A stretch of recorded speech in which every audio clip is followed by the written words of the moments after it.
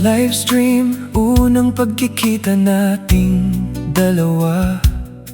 Magkaibang bansa man, Taiwan at Saudi Arabia.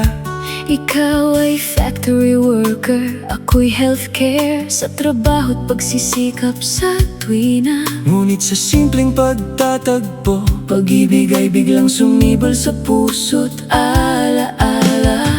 Mula sa screen naging kwento, naging tayo sa pag-ibig na totoo. kahit LDR ang pagitan, Puso ko'y palapit ng palapit sa puso mo.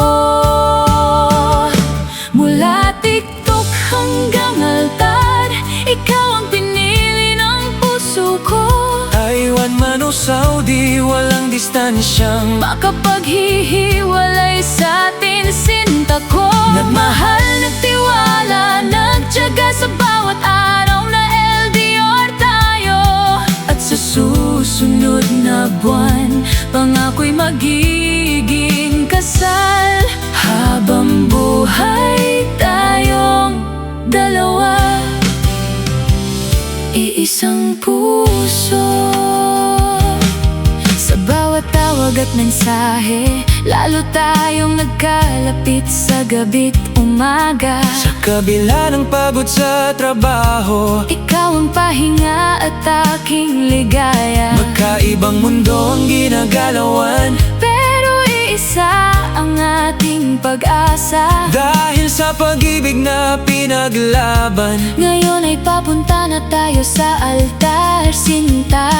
di naging hadlang ang layo. Ni ang oras, ni ang pagsubok sa buhay. Dahil bawat araw na lumipas, Mas pinili nating magmahal ng tunay. Mula TikTok hanggang altar, ikaw ang pinili ng puso ko. Taiwan man o Saudi, walang distansyang Makapaghihiwalay sa atin sinta ko. Nagmahal, nagtiwala, nagtiyaga sa bawat araw na LDR tayo. At sa susunod na buwan, pangako'y magiging kasal. Habang buhay tayong dalawa, iisang puso. Sinong mag-aakalang Livestream lang ang simula ng ating kapalaran? Isang simpleng pagkikita, Naging pag-ibig na ating ipinaglaban, mula sa malayong bansa.